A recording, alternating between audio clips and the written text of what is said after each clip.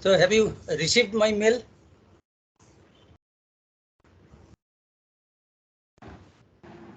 Yes, sir. And you found 2 pages? Yes, sir. And it's better to have those pages printed, okay, so that the hard copies are ready with you.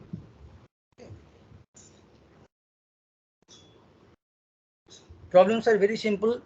You can solve yourself or you can take help of your friends. No problem. And it is helpful if you note down the answers of each problem beside the figures or those problem statements. Okay. So when you solve those graphically, then what is the difference between your graphical solution and the actual analytical solution that you can find, and if there is any gross deviation from the analytical result, naturally you can understand that you have done some mistake while solving graphically. Okay, so please solve them and note down those answers beside those figures. Now, do you find any shared page there? Yes, sir. Yes. So that graphical method starts from this basic thing, that parallelogram law. That is the composition of forces, how to find out the resultant of two forces. Suppose at any location these two forces are applied of magnitudes F1 and F2 with given direction and the angle between them, whatever it may be. We draw one parallelogram. And even for theoretical analysis also, we started from this. And afterwards, with the mathematics advancement, etc., definitely the application of vector, all these things are there. But basically, this geometrical figure is fundamental, primary, preliminary, and very important. Okay, so draw this parallelogram. Length of the sides should be proportional to, yeah,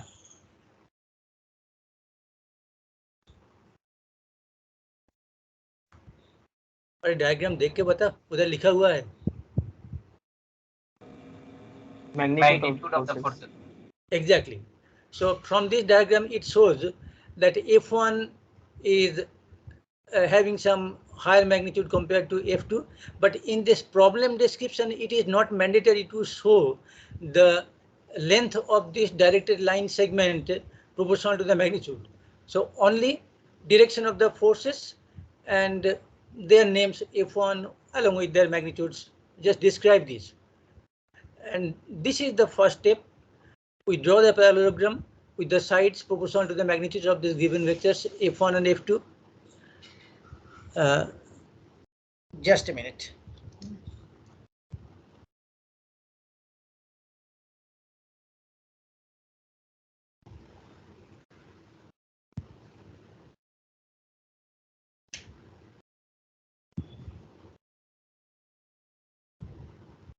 Here should be one arrowhead. So this diagonal is the resultant. You measure this length and calculate with the same proportion with which these lines were drawn to represent the magnitudes of the given forces F1 and F2. And if this is the location, suppose this is E at which these two forces are applied, then definitely this resultant force to be drawn there along this direction corresponding to the direction of this diagonal. Now, this is the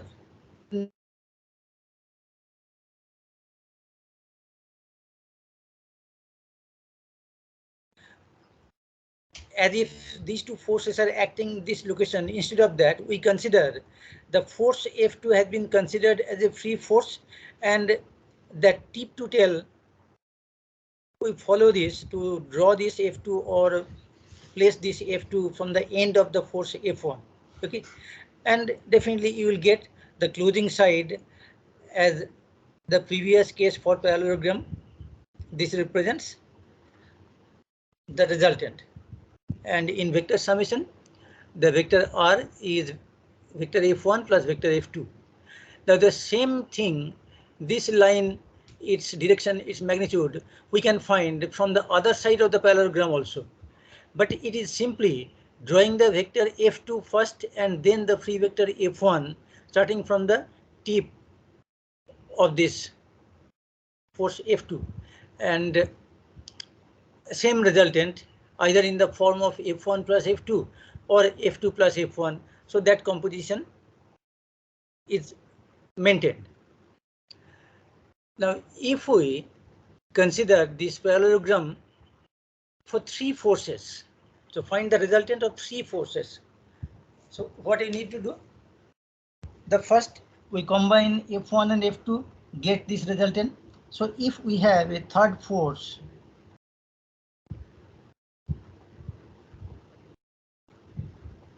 F3, so after getting the combination of F1 and F2, this one, from this, draw F3 with its length proportional to the magnitude. Again, we apply this parallelogram, combination of this resultant and this, the third force.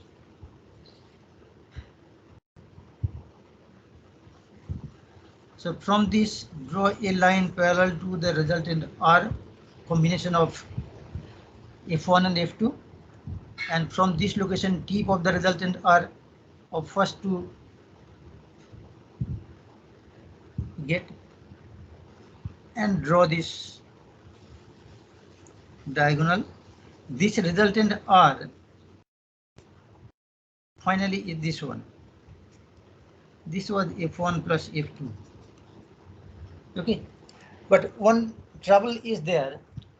So every time we need to draw this parallelogram diagonal, and along with that diagonal complete the second parallelogram, etc., etc. But compared to that, we find this triangle rule, it is more comfortable. Suppose we have three forces, F1, F2 and F3.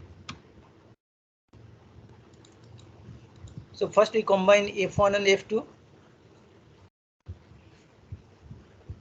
Then F1 plus F2 along with F3, we get the result in F1 plus F2 plus F3. Or in some other way, in that tip to tail manner, draw this free vector F1, then the free vector F2, length proportional to the magnitude of the force F2, direction matching with the direction of the given, and here is the F3, and this is the closing side of that polygon. Or you can say that F2 plus F3, this part resultant combined with the third force F1. So this is ultimately F1 plus combination of F2 plus F3. Now these free vectors can be drawn in this sequence F1, F2, F3, or it may be in this sequence F3, F2, F1. So whether it is in this sequence or in this sequence, ultimately draw all these free vectors and draw the closing side. It will be the resultant. So either F1 plus F2 plus F3 or F3 plus F2 plus F1. So this is so far as the composition of forces. For many number of forces, we draw these three vectors one after the other. It's fine. Now, if we have concurrent forces, then definitely resultant of all these forces F1, F2, F3, etc., whatever may be the number of forces, they pass through this point of application A. But if there are some forces which are not passing through a common point as such, with our open eyes we cannot find such thing. So in that case, what we do, suppose at location A,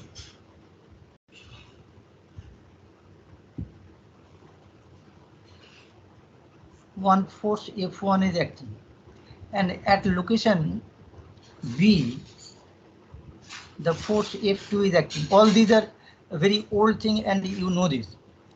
Now with this method, when you draw this resultant, then draw a line parallel to that resultant, the first one, this line. So draw this line with its length proportional to the magnitude, this direction, but what about the location of this resultant? Location of the resultant is extend these lines of action of F1 and F2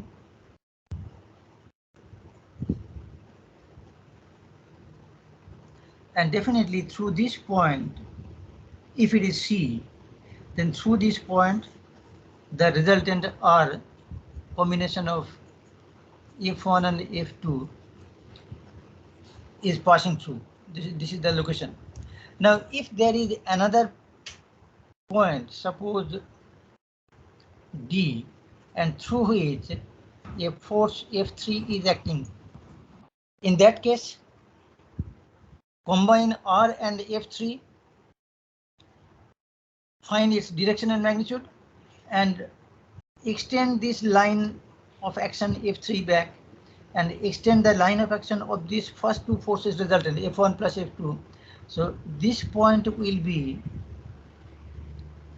the location through which the resultant combination of three forces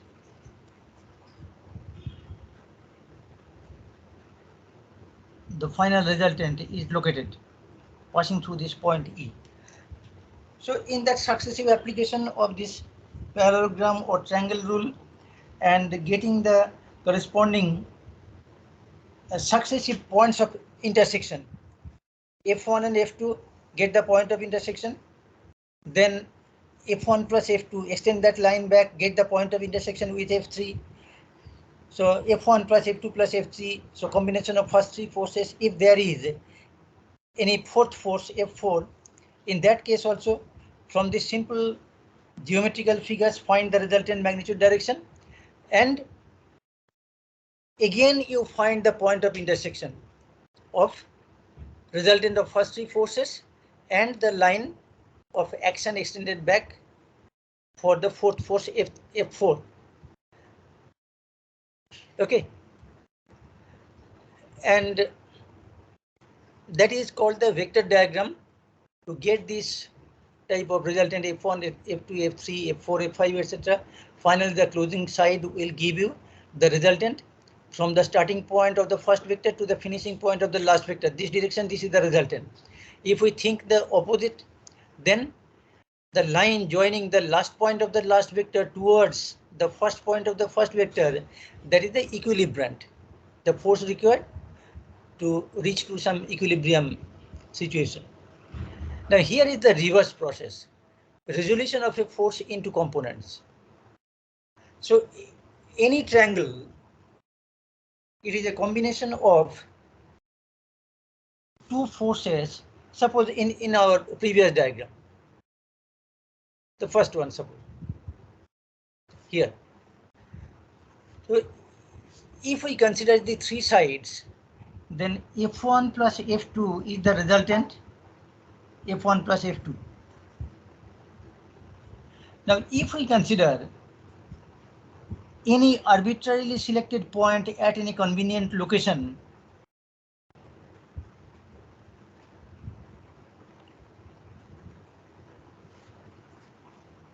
suppose it is here,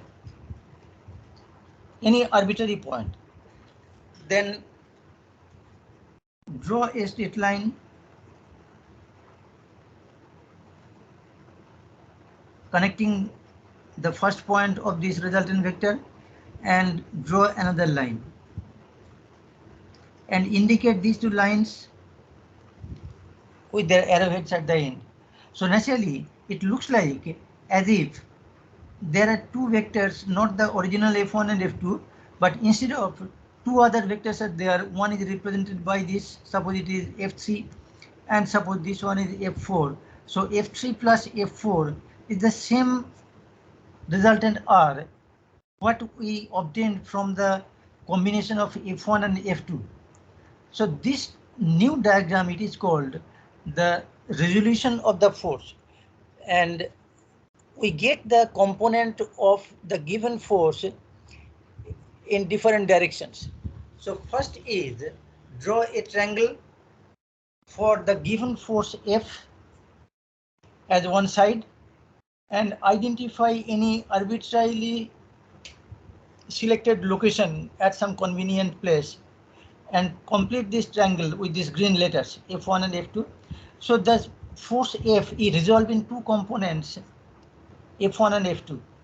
Similarly, if we consider any other location to draw the triangle having the side F fixed with its direction magnitude, then this line connecting from this first point of the force F to this arbitrarily selected location, and we think as if it is a vector or a force F3, and this one the force F4. So this combination F3 plus F4, that also gives the vector F or that force F.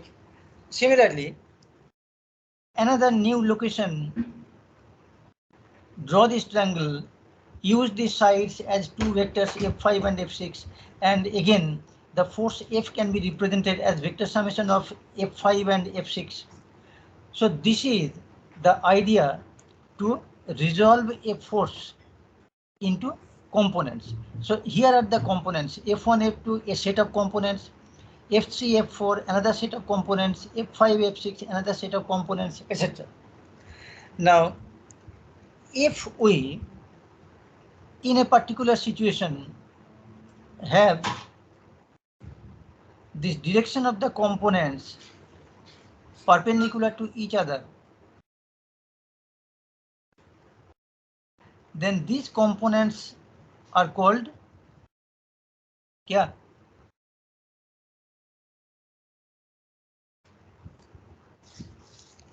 अरे बेटा नाम तो सुना ही होगा, बता.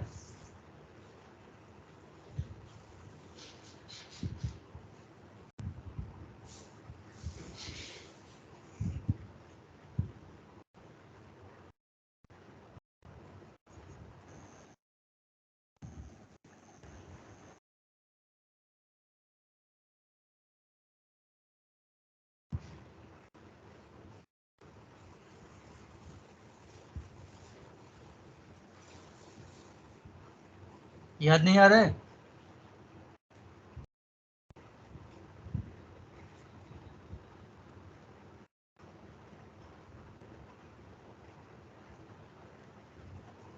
Am I muted?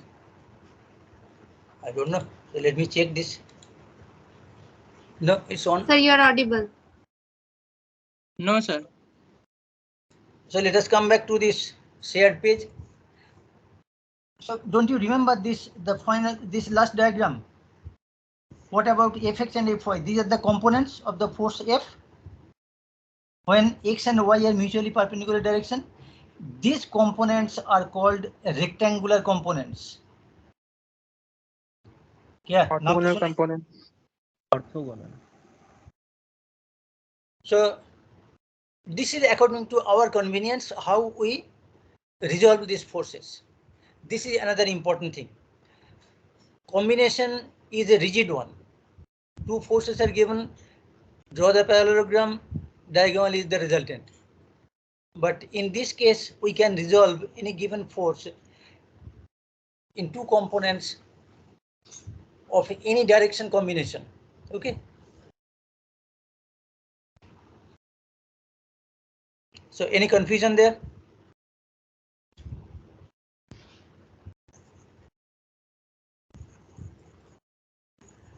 I hope there should not be. Okay. Now instead of two forces, F1, F2 or F3, F4 or F5, F6, if we consider one polygon having this F as a side, then in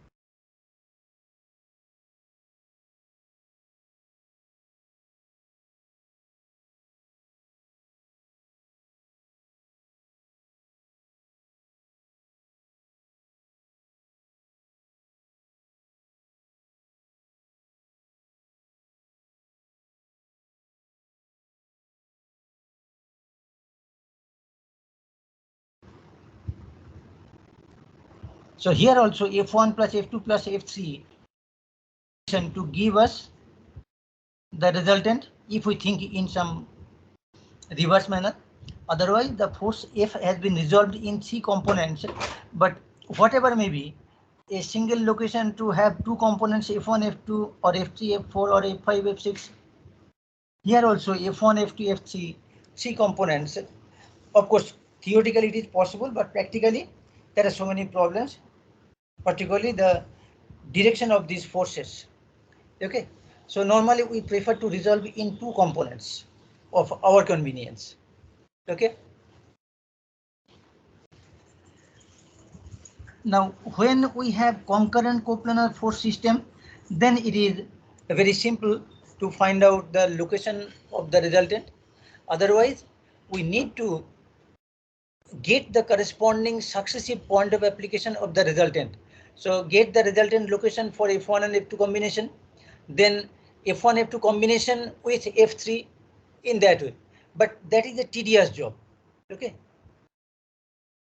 And we can utilize this method of resolving a force into 2 components of our convenience, our choice. It helps. Now, normally for this graphical solution, we do not use the names of these vectors F1, F2, F3, F4, F5, F6, etc. Rather, we prefer this system. This notation system, we assign letters to the spaces between the forces, this encircled capital letters, so that a force is referred to by the letters astride it.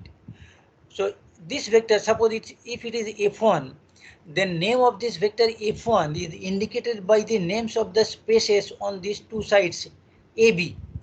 And this AB are written with lowercase, the small letters. So small AB means this vector, small bc means this vector, small cd means, of course, these lengths are not proportional to the magnitudes. It should be mentioned. Otherwise, this Bowers notation system, we use this space names capital A, capital B, capital C, capital D, capital E, and use the vector names corresponding to these 2 spaces on both the sides of this. And the sequence of reading the space, it should be consistent. That means this vector, if we name it AB, naturally we cannot call it BA. The vector BA should be equal and opposite to this vector F1. That should be minus F1. So this vector names will be AB, this is BC, this is CD, this is DE. Now for this coplanar but non-concurrent force system, we utilize that resolution method very efficiently. What is that?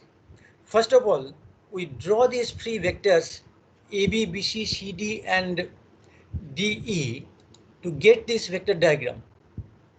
So this is the vector diagram. AB corresponding to this magnitude, we measure this length. BC corresponding to magnitude of this vector, along this direction draw this free vector BC. Then CD corresponding to this vector CD, whose length is proportional to the magnitude of this vector, and DE, this length is corresponding to the magnitude of this vector. Okay, now what about the resultant? Resultant will be the line joining from the first point of the first vector to the last point of the last vector, or for this polygon, the closing side. Okay, so if we draw this closing side, that is the resultant. Equal and opposite thing, or a vector E to A will be the equilibrant. Otherwise, vector A to E will be the resultant of this 4-force system. So measure this length, multiply with the scale factor, we get the magnitude of the force. Measure this slope, we get the direction of this resultant. But major thing, what about its location? Is it passing through this point? Is it passing through this point? Is it passing through this point or any other point? Okay, to get that, we need to resolve all these individual forces AB, BC, CD and DE according to our convenience. Okay, So this is the thing, resolution of vectors A, B, B, C, C, D, D, etc. This location which gives us this triangle, this is arbitrarily located, which is called pole, and these lines connecting the ends of this vector AB, the pole, these lines are called rays, RAY, like sun rays or light rays like thing. As if this is the light source, this pole, and these are the light rays, a similar kind of idea. So identify any point O, draw this triangle. Now this vector AB is resolved in two components, AO plus OB. Similarly, BC is BO plus OC, CD is CO plus OD, and DE is DO plus OE. Okay. And when we consider a single pole and connect from that pole the terminal points of these individual vectors A, B, B, C, C, D, D, we get this diagram. And this overlapped vector resolution diagram with common pole O, this is like this. This is the common pole. Connect this pole with the terminal points of A, B, A and B for vector AB, B and C for vector BC, similarly for location D and location E.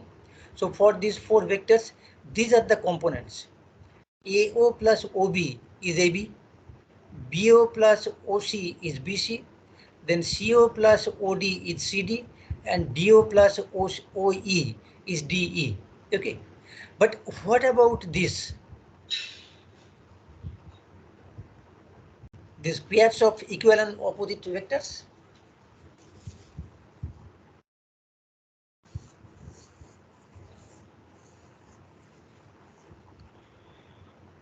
Their lengths are same from the diagram. So the vector magnitudes will be equal. Direction for this vector AB shown inside this triangle, it is O to B. And for BC, again the same component, but it is BO plus OC. But what about this OB and BO? So when we add AB with BC, then what we get? AO plus OB plus BO plus OC. So the intermediate pair of forces BO plus OC, they nullify each other. And when we consider these three intermediate sets of equal and opposite forces BO plus OB, CO plus OC, DO plus OD, then we get this diagram. AB plus BC plus CD plus DO is summation of these components or these resolved components.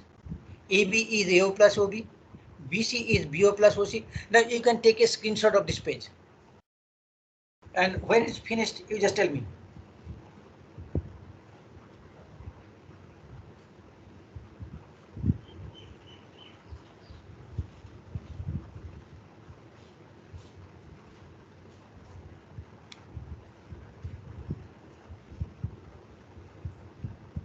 Done?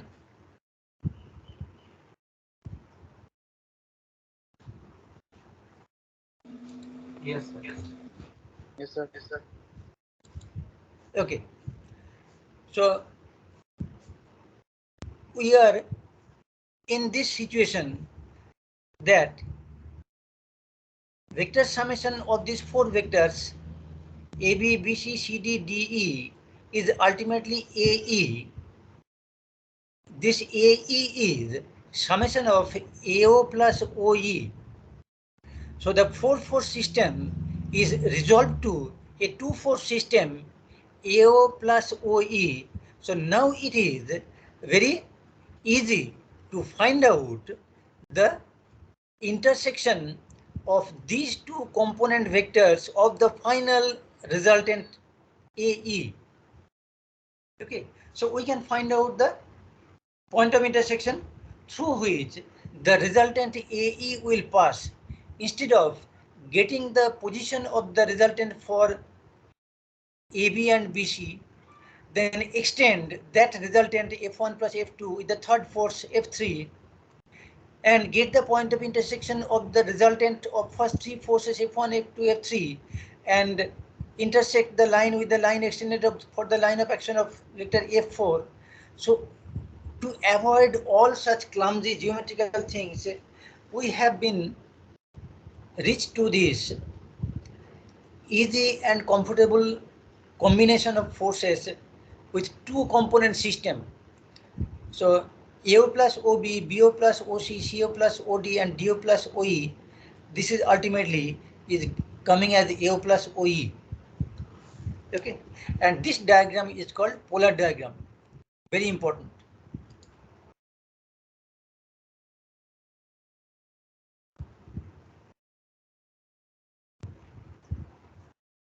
Okay, this is the pole, these are the rays, intermediate rays are balancing each other.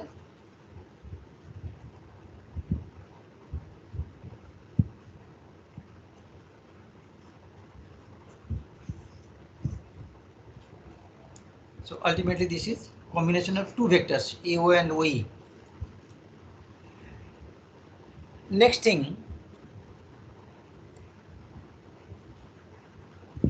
to determine the location of the resultant arc. So these four forces are given. Magnitudes, definitely some values will be there, and we draw the vector diagram corresponding to those magnitudes. This is the vector diagram, and corresponding to these individual resolved components of vector AB, like AO and OB. For BC it is BO and OC, for CD it is CO plus OD, and for DE it is DO plus OE. We do this graphical procedure. What is that? First we select on the first force AB or F1 one location arbitrarily selected. Suppose this is location 1.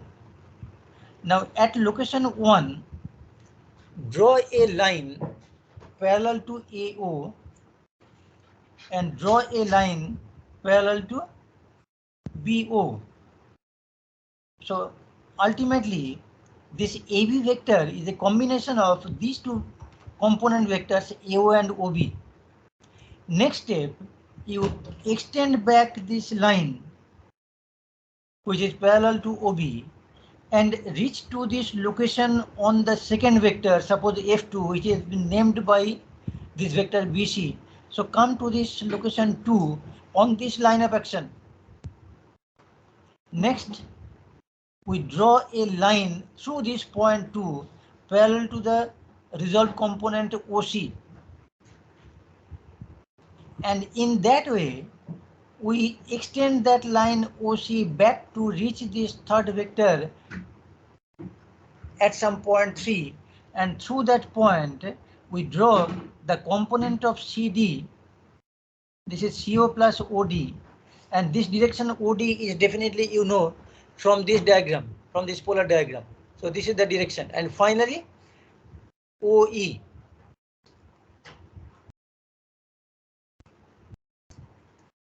This one. So extend back this line OD to reach to this point 4 and draw this line parallel to the vector component OE. Correct?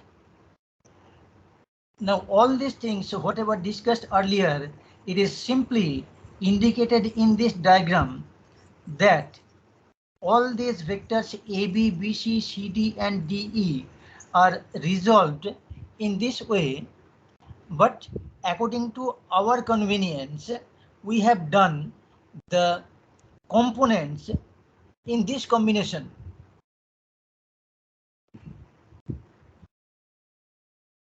On the same line in opposite direction, OB plus BO, then this combination OC plus CO and this combination OD plus DO, they are nullifying each other. Do you get my point? Things are very simple but very interesting. So ultimately, summation of these four vectors AB plus BC plus CD plus DE, it is AO plus OE, and that is the resultant vector AE. So when these intermediate things are not there, so finally in this coplanar force system we have only this AO and OE. So these are the two forces, And what about the point of intersection? Extend these two lines of the new components of the resultant, that is AO and OE, and definitely the location of the resultant should be passing through this point. So from the vector diagram, we have found this resultant AE. This length is proportional to the magnitude of this resultant. This is the direction. So to draw a line parallel to this direction, passing through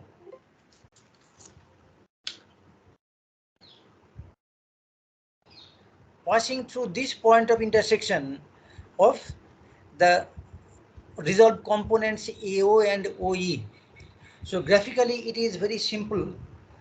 Without stepwise extending the law of parallelogram, that is position of the line of action of F1 and F2 resultant, then combined with F3 and get the new point of intersection as the point of intersection of lines F1 plus F2, that resultant extended back, and F3 line of action extended back in that way.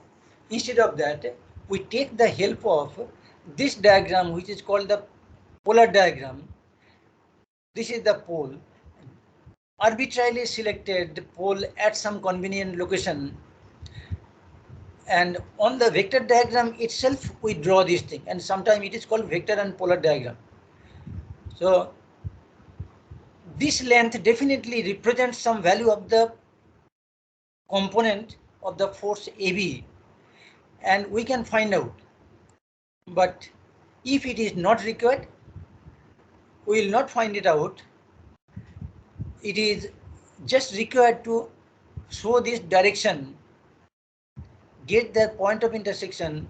Through that point of intersection, the line of action of the resultant force F1 plus F2 plus F3 plus F4, that is lowercase vector names AB plus BC plus CD plus DE. That's all. So through this point it is passing. Okay. Is there any confusion? Please get it clear.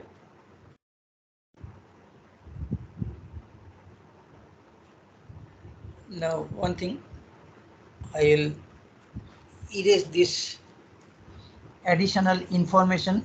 It may look Sir, clumsy. we cannot get the length of the resultant vector from this, no? Resultant vector comes from vector diagram. Only the intersection point of AO and OE will so that the to represent a force, you need three things: its magnitude, its direction, and its location or the position. yes. Now, this vector diagram gives us the direction, maybe in this form theta, and its magnitude. But what about the position? Here, can you identify that the resultant, what you obtain from this vector diagram, drawing these free vectors A, B, B, C, C, D, D, one after other, the closing side will be the resultant. But what about the position? Is it passing through this location, this location, this location? Everywhere it is parallel to this. Yes, sir.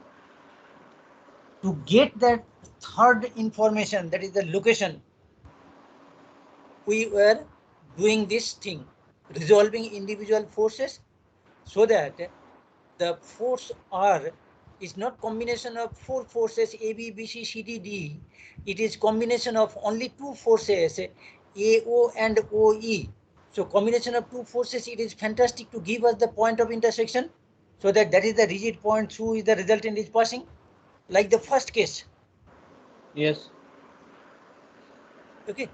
So on the vector diagram itself, we can draw this polar diagram, and from that polar diagram, these individual rays or strings, we draw the lines parallel to them on these four forces given in their given positions. Arbitrarily, we select a point 1 here. At 1, draw two lines parallel to AO and OB. Once it is done, we extend back this string to meet the second vector, and that position will give us the second component as BO opposite to OB, and from that same point of intersection 2, we draw the line parallel to the third string, what we have received here. First one, second one, third one, fourth one, fifth one. So these are the 1, 2, 3, 4, 5 directions. And ultimately, they give us this combination OB plus BO, OC plus CO, OD plus DO. They cancel each other. They are not existing then. Only thing AO plus OE as it is available here. As if this line is a vector, this is any arbitrarily selected pole, these are the components U and OE. So get the point of intersection for the lines of action of U and OE. So through that point, pass this vector R, whose direction magnitude already determined from the vector diagram, and that's all. So extend AO and extend OE to get the point of intersection. Definitely, through this point, the resultant will be passing, which is the combination of these two vectors AO and OE, as well as that resultant is a combination of AB plus BC plus CD plus DE. Okay. Now the diagram what is available here, this part, this part, this part, this part, and this part,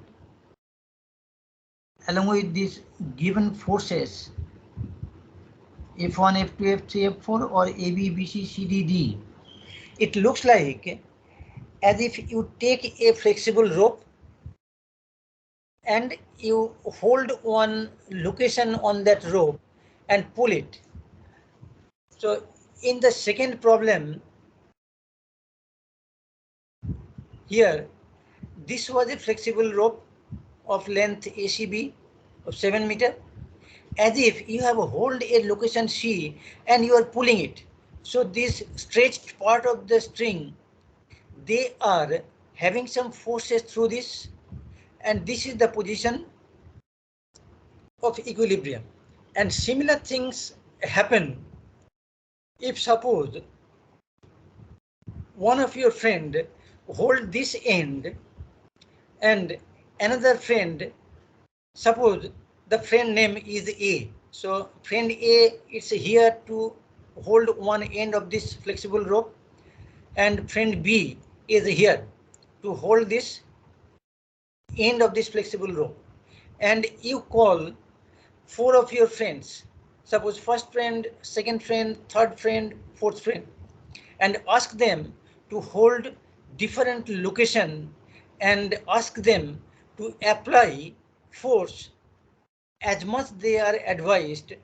So hold a location on that rope and ask your first member to pull it in this direction.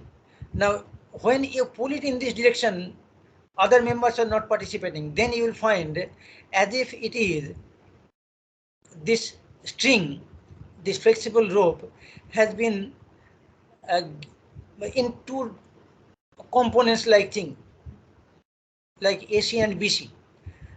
But if we consider another member from your club, the member 2, and that friend pulls in this direction with that magnitude what has been specified, then you find this is a straight or stretched part of this rope. Here is another stretched part. Similarly, for 4 members who are pulling this rope at different location, applying the forces whatever it is specified, this thing is ultimately matching with this line. And funicle is the name for a I don't know whether it is Greek or Latin, but this subject is very old, and naturally from those time this name has been made. So take a small rope, apply 4 forces holding the rope at different location, and when you stretch it completely with the fixed ends at these 2 locations, then this is the modified shape of the rope, which is called a funicle, and this polygon is called a funicular polygon. Funicle is small cord or rope, deformed profile of a flexible rope fixed at its ends and under the action of the given forces. So this red line, it is that line what we received by successively drawing those components of the individual vectors A, B, B, C, C, D and D, E by arbitrarily selecting a pole O, joining that pole with the terminal points of the individual vectors A, B, C, D, E. Definitely from that diagram we get AO, BO, CO, DO, EO, etc. Those are some component of forces. For AB, that component is AO plus OB. For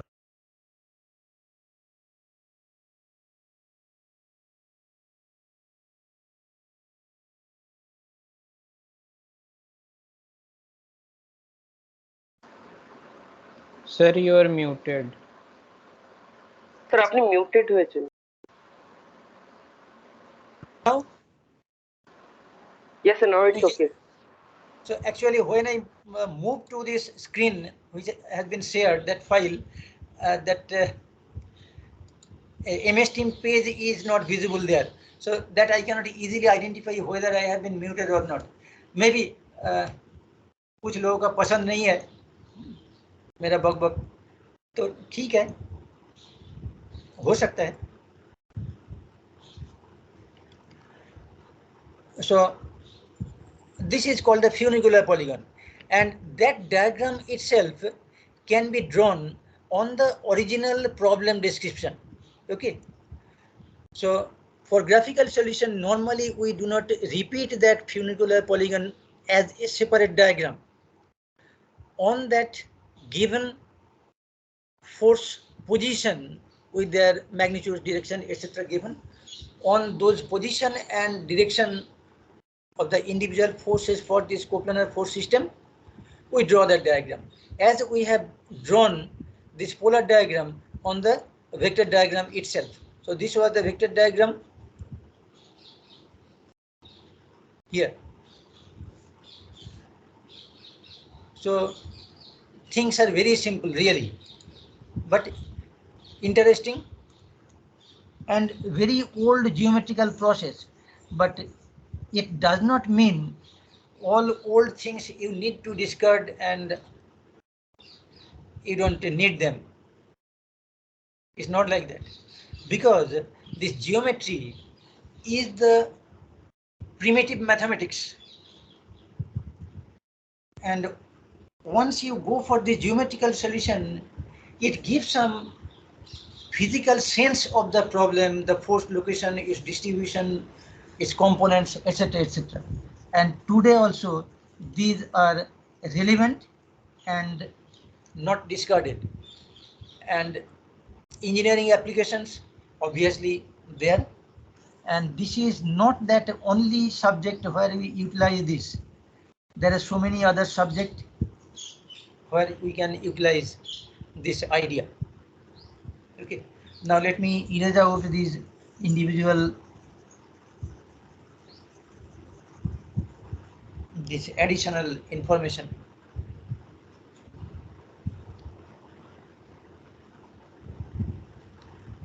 Okay, so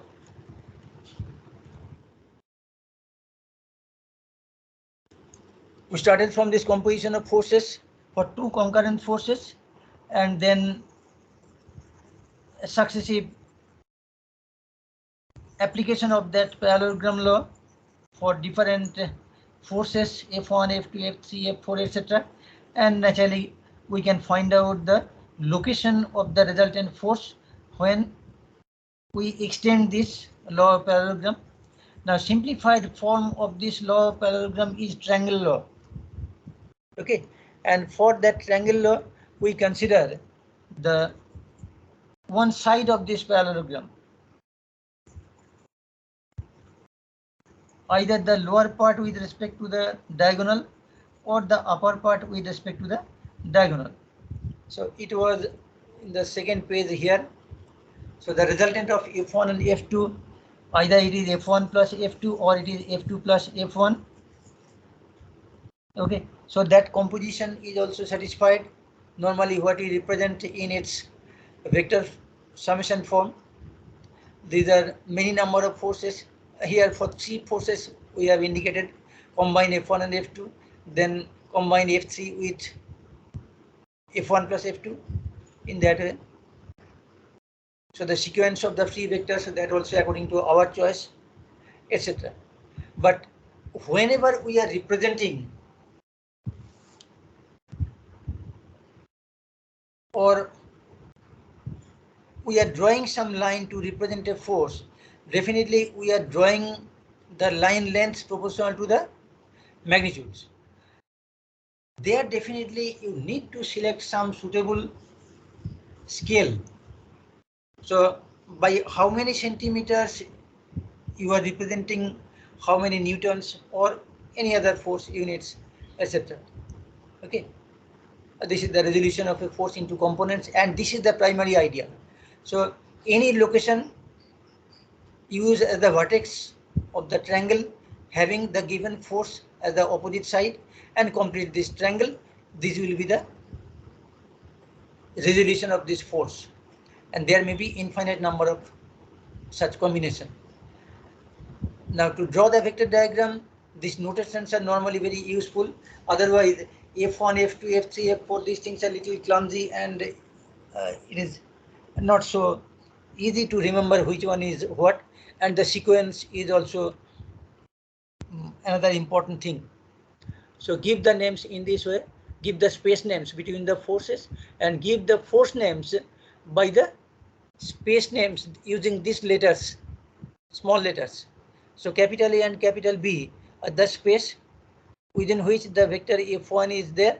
So vector name of this will be small a, small b. So draw this vector diagram. Closing side of the vector diagram AE, it will be the resultant. Then we resolve all these individual vectors and combine them. On the vector diagram, we select one pole arbitrarily but convenient location. So these are the individual components for AB, for BC, for CD, for DE, etc. So AB plus other AB is AO plus OB plus BO plus OC, CO plus OD, DO plus OE. Intermediate pairs of equal and opposite forces, they balance each other. Ultimately, this vector is a combination of AO plus OE. Okay, this diagram is called the polar diagram. And on the vector representation diagram, not representation but the actual problem diagram with their individual position and direction, we draw these lines which are matching with the components of the vectors A, B, B, C, C, D, D, and follow this simple method. Arbitrarily select any point 1 on which AO and OB are drawn, but to get the second point, extend back this OB to meet the vector F2, that will be location 2. So this one will be BO, other one will be OC. So this combination, they balance each other, and finally forces left AO and OE to get the location of the resultant force, whose direction magnitude are already determined from the vector diagram. Now we extend these two lines of action, get this point of intersection. Through this point, the resultant R will pass, whose magnitude and direction are already determined. And this line, what you obtained here, is called the funicular polygon. Funicle means a small rope, as if 4 people are holding different location on a rope and pulling it. And definitely when the whole rope is stretched with the application of these pulls at different locations, these are the portion of the rope which is called the strings, and definitely for equilibrium it is there. For resultant it is open polygon, but for equilibrium it will be on closed polygon. Okay. Now first problem is simple vector diagram. So find the closing side. For second one we discussed. For the third problem, there also you can put the space names, but without giving the space names, simply as these are identified with this individual forces 500, 300, 800, 400, 600. So no same magnitude of forces are there. So easily we can understand and identify. So now with these force values, we draw the vector diagram. This is the problem description. Select a vector scale. First one 800, then 400, then 600, vertical downward 500 Newton, this one, then inclined in this way 300 Newton. So this is the closing side. The line of action from last point of the last vector to the first point of the first vector, this is the equilibrium. Otherwise, if it is opposite, then that is the resultant. Now please have a screenshot of this page.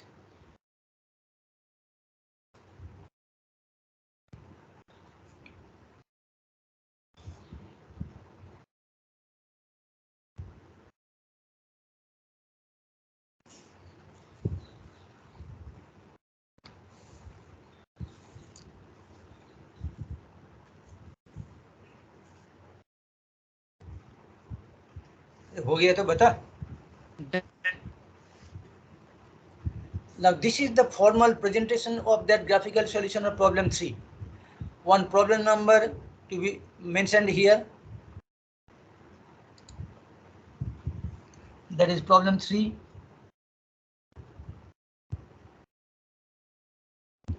Next,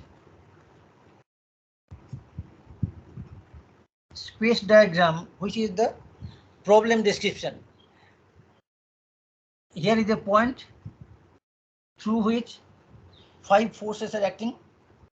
800 Newton horizontal towards right, then 400 Newton at an angle 60 degree with the x-axis, then again 600 Newton at an angle 30 degree from positive y-axis anticlockwise, 500 Newton vertical downward, and 300 Newton 20 degree from negative y-axis anticlockwise, etc. Then the vector diagram. Now there you need to identify one scale factor. Suppose 1 centimeter equivalent to 100 Newton. Okay. Now if we select this 1 centimeter equivalent to 100 Newton, then what about the length of this line? 8 centimeter. What about the length of this line?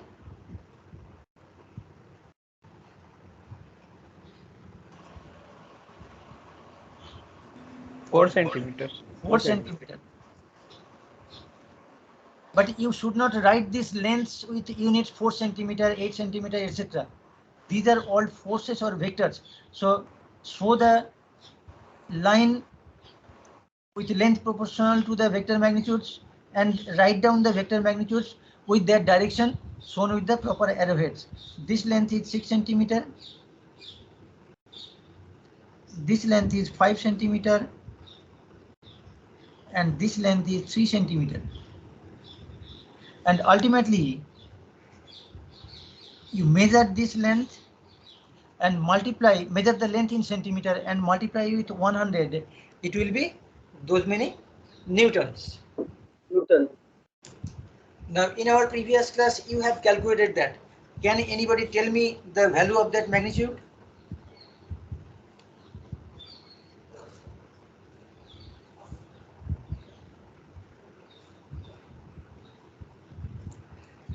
The actual analytical value will be 807 Newton.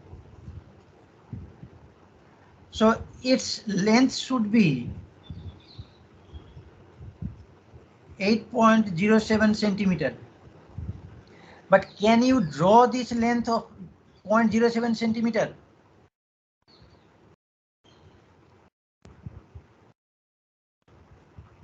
Point 0.07 centimeter is 0.5 millimeter. Now 1 millimeter is okay, but anything less than 1 millimeter by eye estimation only you can get at the middle of those millimeter marking. But what about 0.7 millimeter?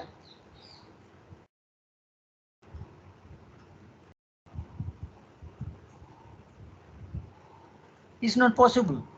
So in most of the cases you'll find it as 8 centimeter. So here your result will show 800 Newton, but it is accepted. Within 1, 2, 3, 4, 5%, it is accepted.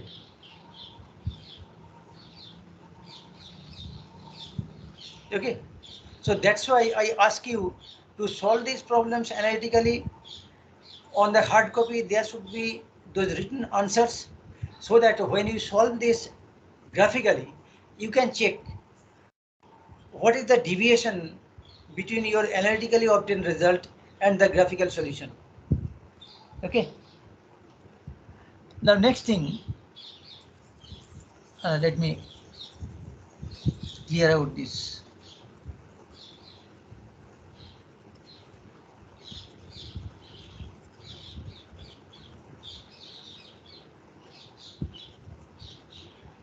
Okay.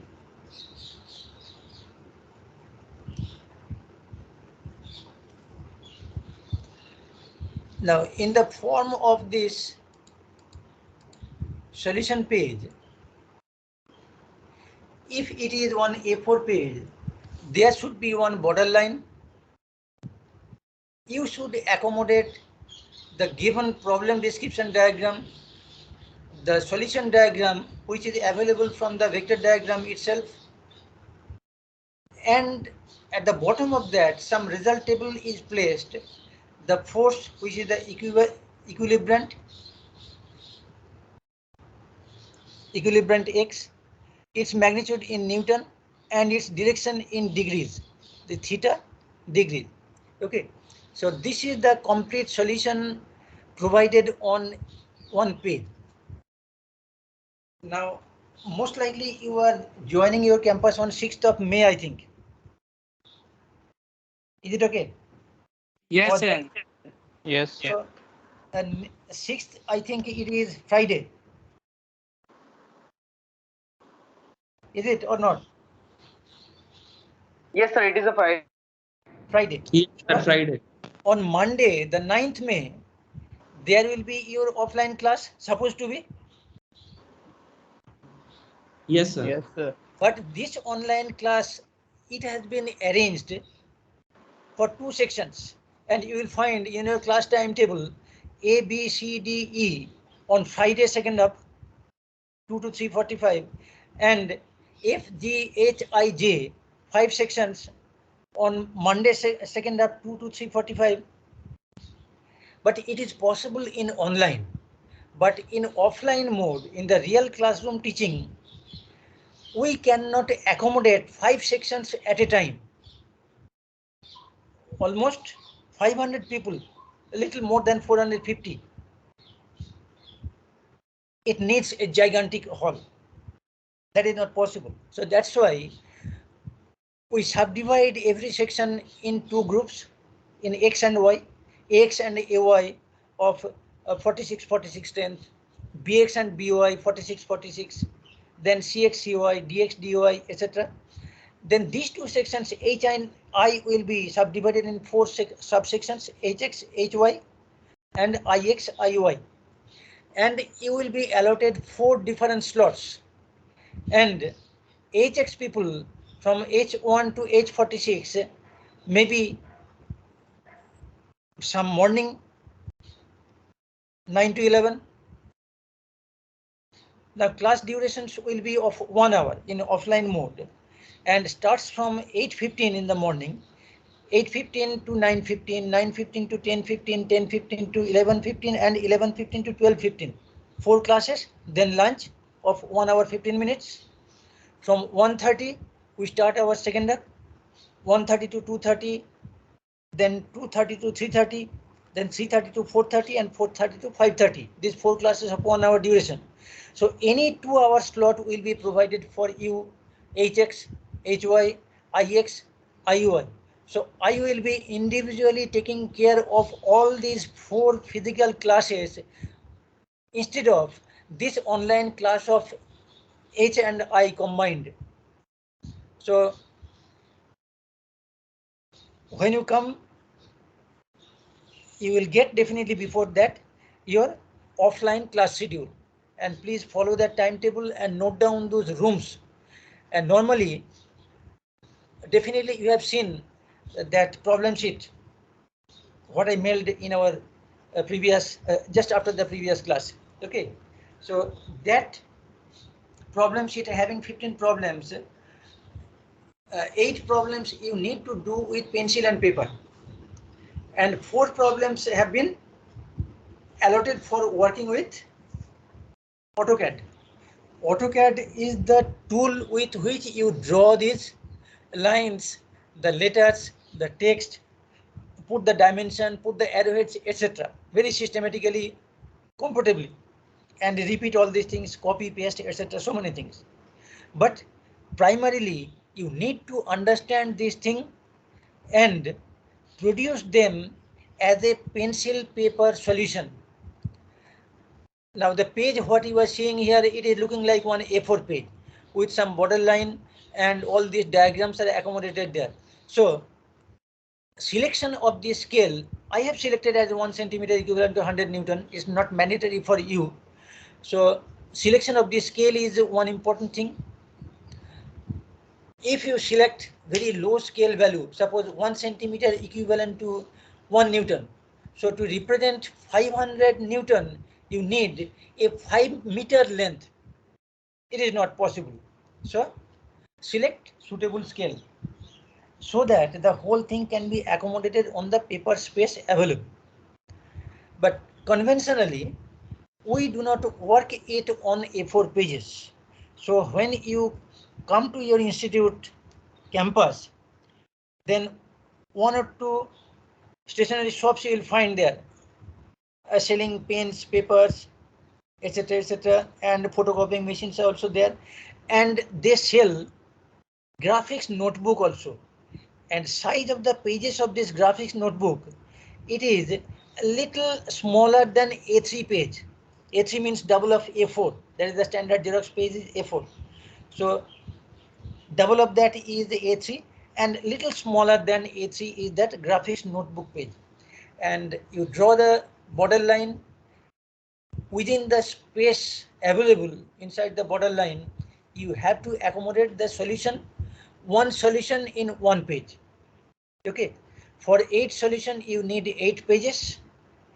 You do not need to work on other side of the page. A single side of a single paper sheet will be used by you. Anyway, you join your campus. I'll be there in 4 different subsections: HX, HY, IX, and IY.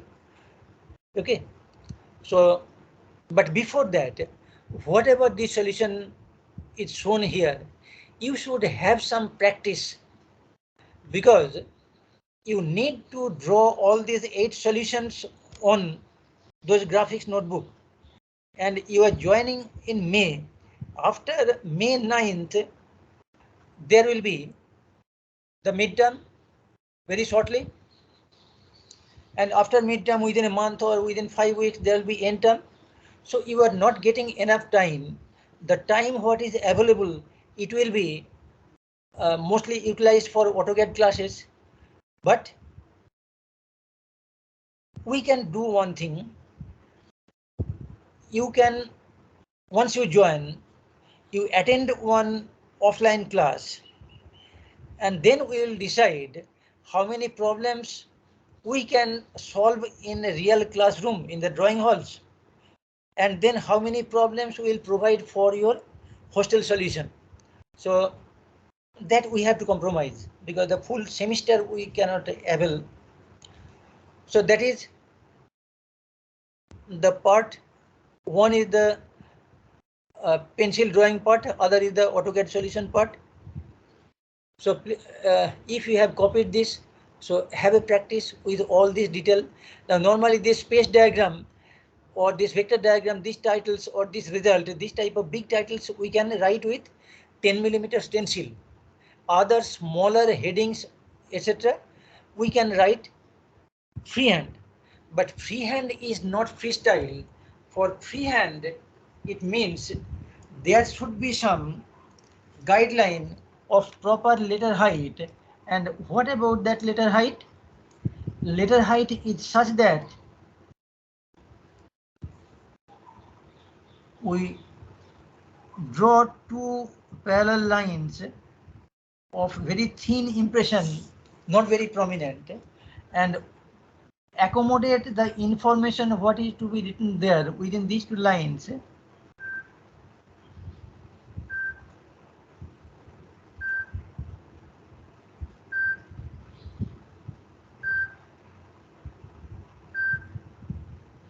So it should be systematic and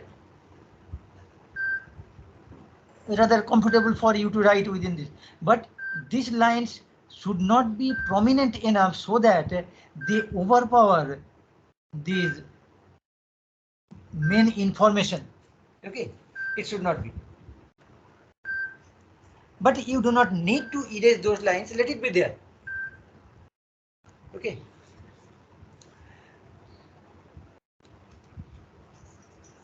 So this is the solution page for problem 3.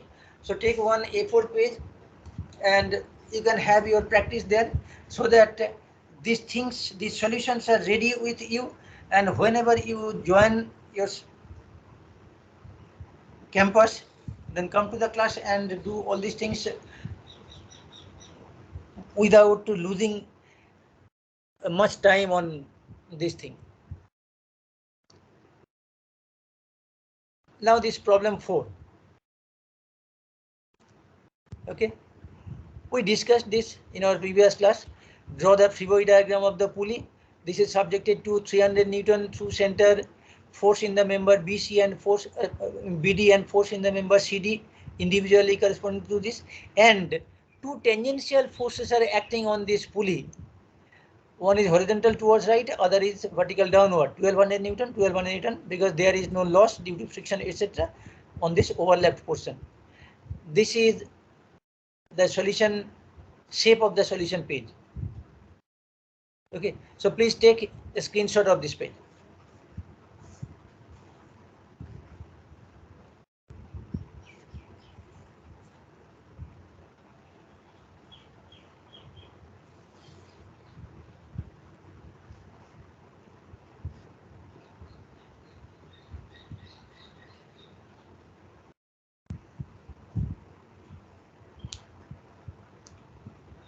अरे बता इतना time क्यों लगता है? Yes, sir, हो गया. Now you will find the importance of this word space diagram. In the space diagram, you find, let us make it little bigger. Okay. So this is 1 meter diameter pulley. This distance is 4 meter.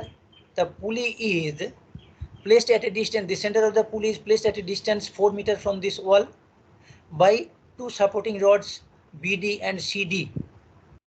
Now one thing, this 1 meter diameter and this 4 meter distance, they must be proportionate.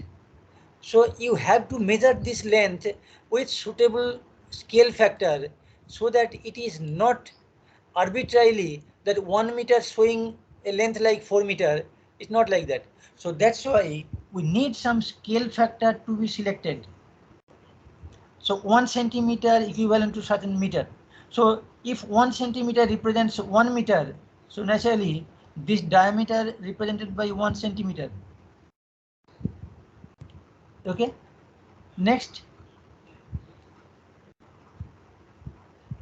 if we select 1 centimeter equivalent to 1 meter, then naturally this 4 centimeter represented by 4 meter represented by 4 centimeter. After that, placing the wall and placing the center of the pulley, complete this circle to represent the pulley. We draw a line at an angle 30 degree with the horizontal. Where it meets the wall, there you provide one hinge-like support, name it as B, and that's all. And similarly, for the other member at an angle 60 degree with the horizontal, and where it meets the wall, just near about that. As these two are the real members, so we need to show its width or thickness.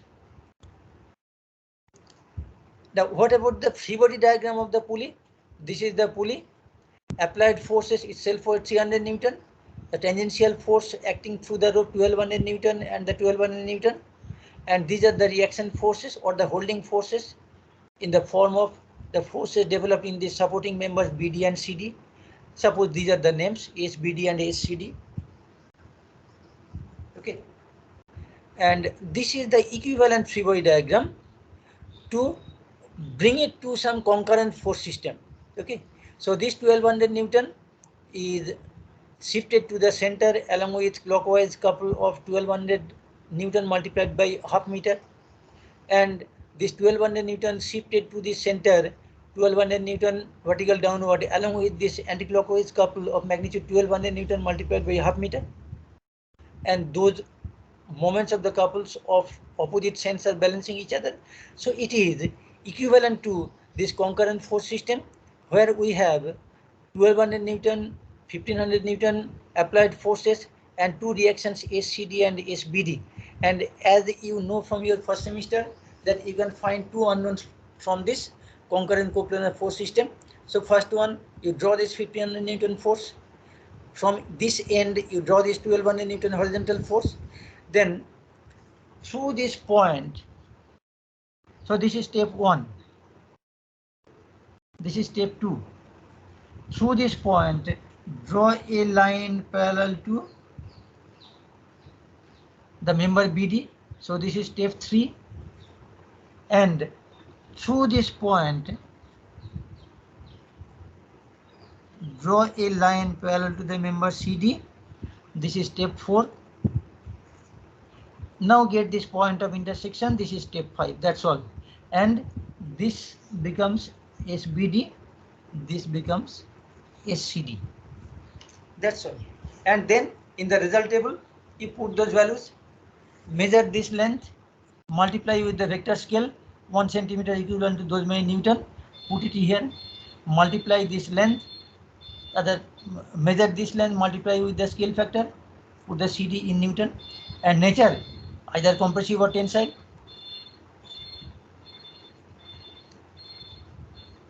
So let me erase these things.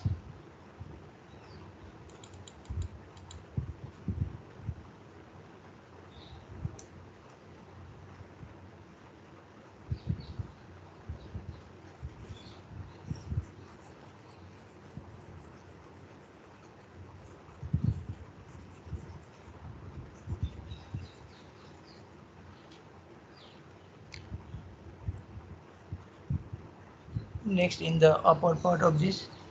Sir, but one thing. Which one thing? Sir, why the direction of SCD and SBD is reversed in the final diagram? It is not same as this. First semester में trace किया था? Yes, sir.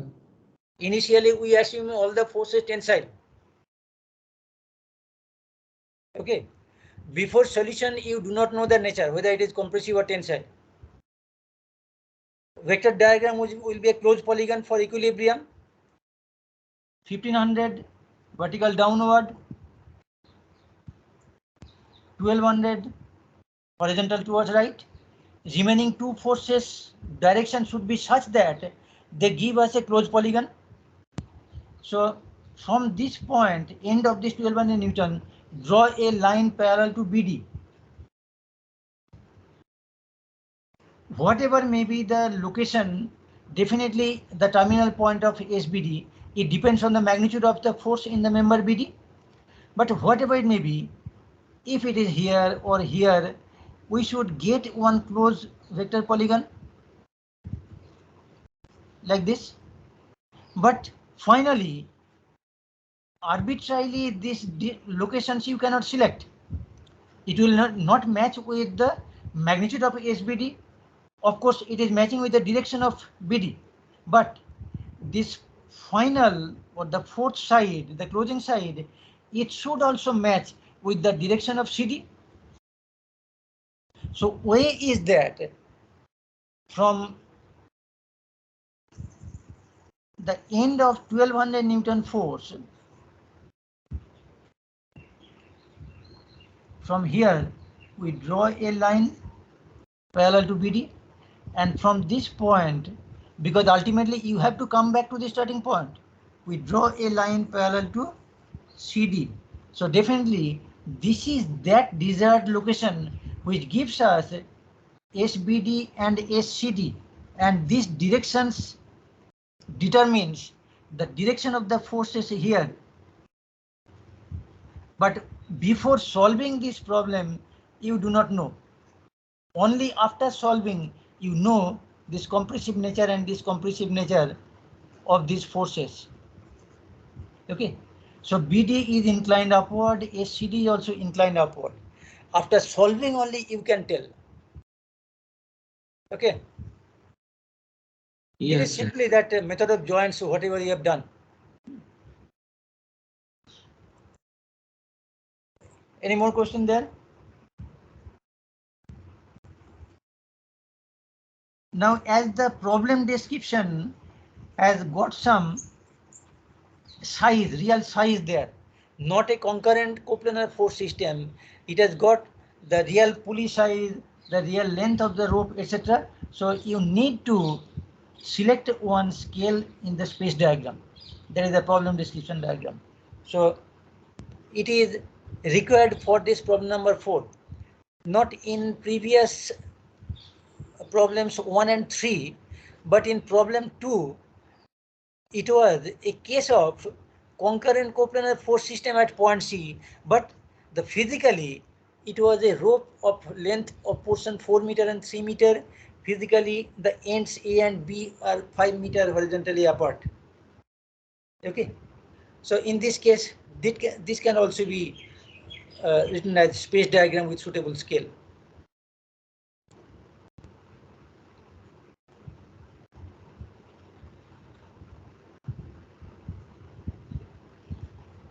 Now I'll erase this thing.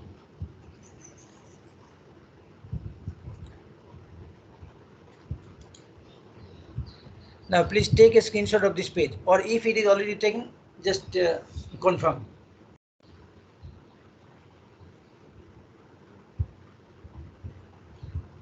Is it done?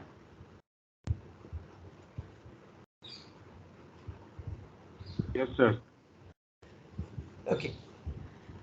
Now next thing, problem 5, we discussed this one also. All angles are same, 72 degree.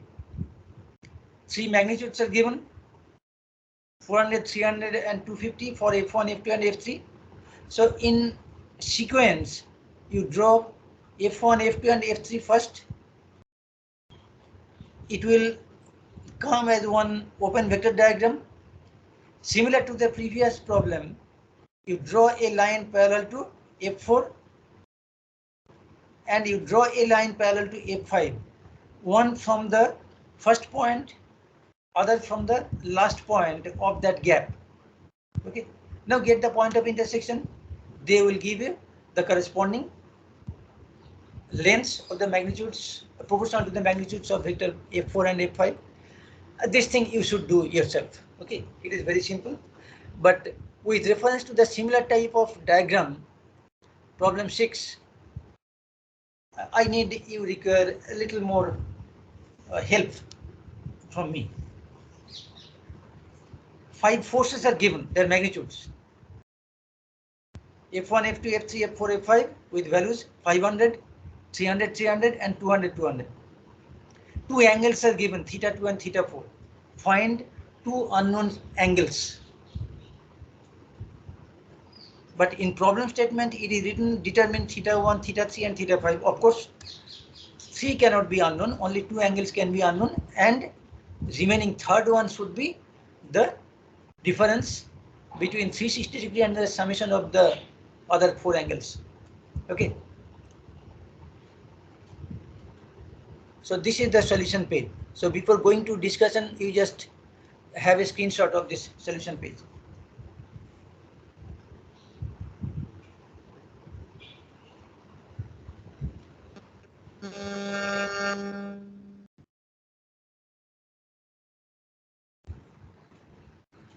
Done, sir. Done. Now in the space diagram, the object is a point. So you do not need any real measurement there. Only thing, at some suitable location, draw 5 lines. Length of the lines not mandatory to be proportional to the magnitude of the vectors showing corresponding to these directed line segments. They may be of same length. So F1, F2, F3, F4, F5 show their magnitudes side by side, indicate the angles theta 2 60 degree, theta 4 60 degree. Then in vector diagram, we cannot draw it directly because if F1 is horizontal towards right, then comfortably you can draw a line. If it is 100 Newton as the scale for 1 centimeter, then take a length of 5 centimeter. Now from the end of that 5 centimeter length, you need to draw a line parallel to some angle theta 1. But theta 1 is not known. 300 Newton force or 3 centimeter length, that you need to draw. But at which angle? Theta 1. Theta 1 is not known. Similarly, F3 300 Newton from the end of F2, that is at an angle 60 degree from the end of F2, but where that F2 ends, you do not know because theta 1 is arbitrary here. It is not mentioned. So there can be some trial and error solution, but it will take too long a time. So it is really not advisable. So what we do, we combine these two pairs.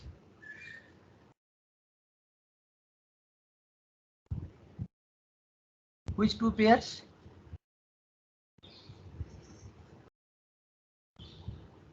F2 and F3 at an angle 60 degree. So you can find the resultant. So draw this parallelogram, 300 Newton, 300 Newton. This diagonal will give you the magnitude of the resultant with F2 and F3. So the combination of F2 and F3, we represent it in the form of a single force.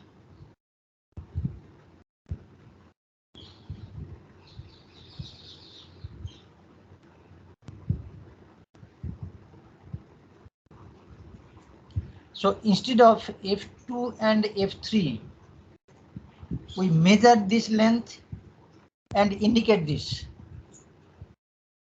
Similarly, we discard these two and through an angle 30 degree in between them, but that is also not fixed, it is arbitrary. So this is this length, which is a combination of 200 200 at an angle 60 degree. So this one is here. Now three forces, one is 500 Newton, other is this length, and third one is this length.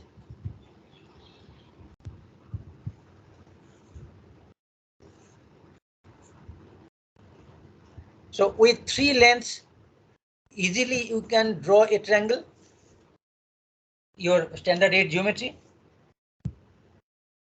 Yes or no?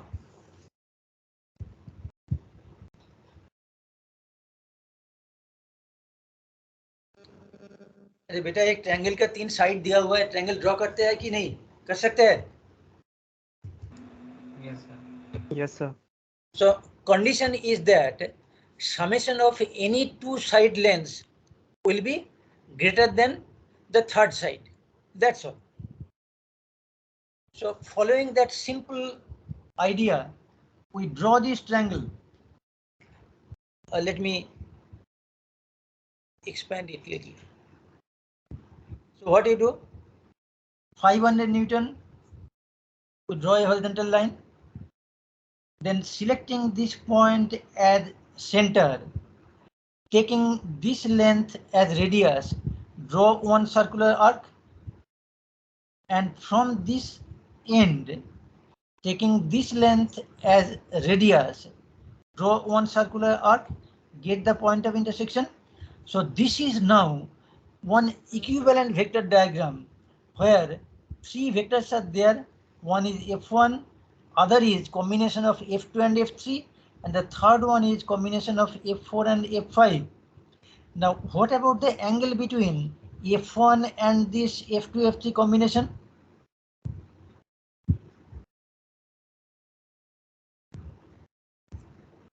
This direction. Now what about this total angle? This is theta 1 plus this angle. This is 30 degree. So this theta 1 plus 30 degree, you measure it, subtract 30 degree, you get the value of theta 1. Similarly, this direction is this one, that is at an angle theta 5 plus 30 degree. So from that you subtract 30 degree, you get the value of theta 5. So once theta 1 and theta 5 are determined, theta 2 and theta 4 are 60 degree each, then naturally theta 3 is 360 minus summation of the remaining 4 angles. Okay, so this part is comparatively a new thing. Okay, so combine this known magnitude and known angle between them, known magnitudes and known angle between them. So find the resultant of these two. Find the resultant of these two. So once you have resultant of F2 plus F3 and resultant of F4 plus F5, then it is a combination of three sides. So for equilibrium, it will be a closed vector polygon, that is a triangle. So draw the triangle with the measured lengths. F1 is already there, 500 Newton, and then F2 plus F3 as one side, and F4 plus F5 as another side.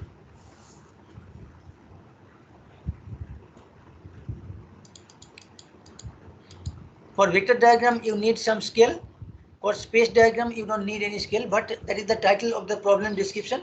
So you should write it as it is with the border lines, with other information, the force direction, the force magnitudes, the angles, the dimensions should be properly shown.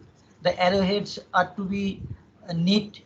Normally 1:3 ratio is maintained.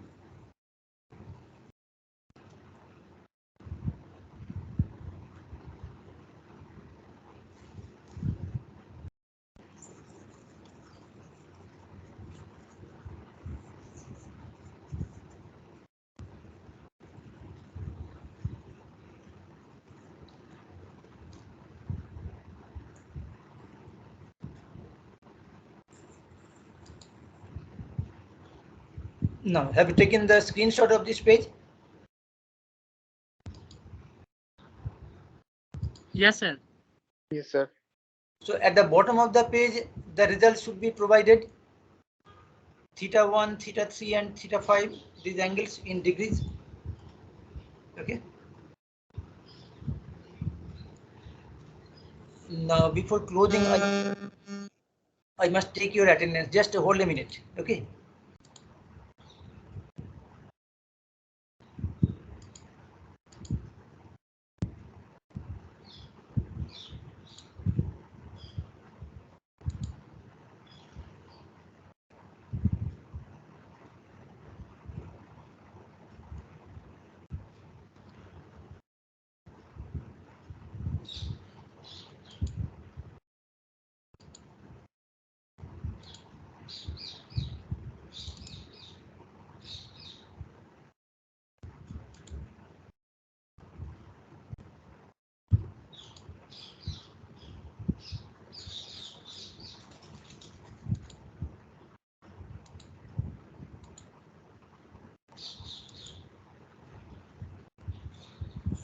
Now, is that page visible?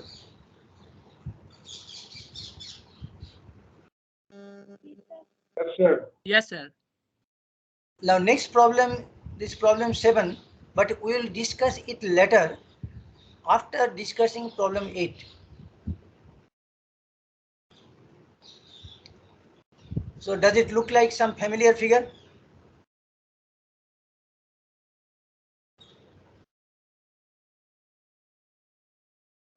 Where we are working with space names, Bowes notation, polar diagram, funicular polygon, etc.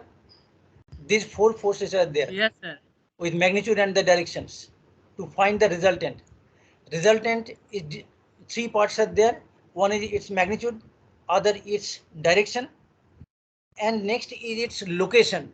To find the location, we need that polar diagram and funicular polygon. Okay.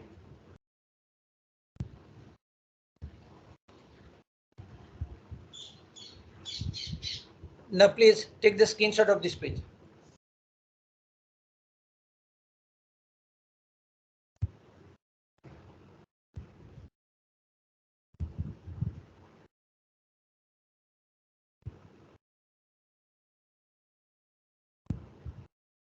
Done, sir.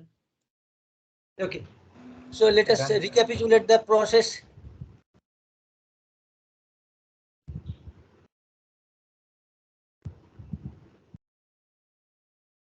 So these are the forces and their directions at locations on a horizontal line. These are 1.5 meter, 2 meter, 3 point, something like that. 1.5 meter, 3 meter, and 2.5 meter. Total length is 7 meter. So you draw this vector diagram. Resultant is this one. Space names are A, B, C, D, E. So vector names are AB at 700 Newton, BC at 450 Newton, CD vectors AB, BC, CD, D are drawn.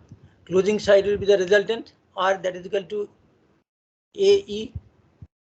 Next, these are the individual resolution of the forces AB, BC, CD, D. This is the overlapped resolution diagram.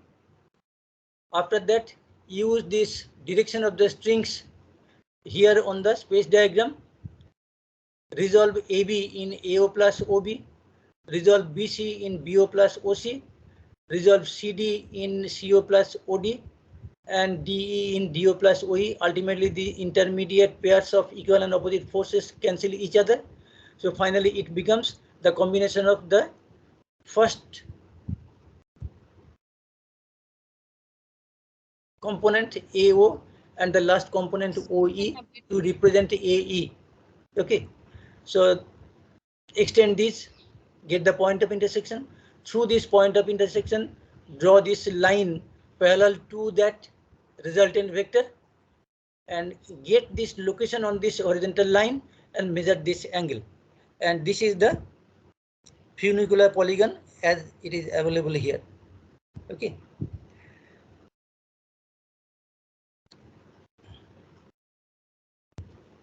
And in the solution, you will see that this length has been shown, which is the location on this horizontal line, this line, not this point. Okay.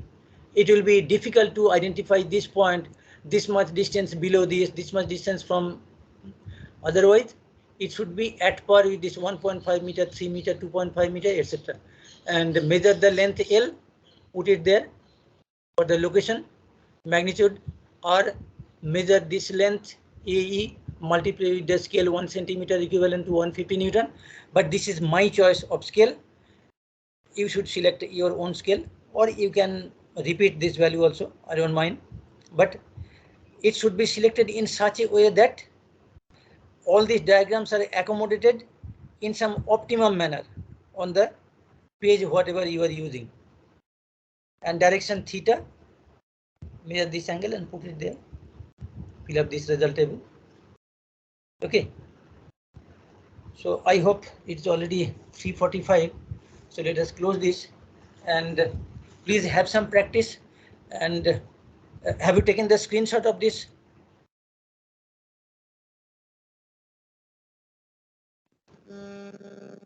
just take the screenshot. Yes, sir. Screenshot taken. Okay. So in our next class, we'll discuss about the previous problem, that is problem 7. But not today. Okay. So please permit me to leave. And best wishes. Thank you, sir.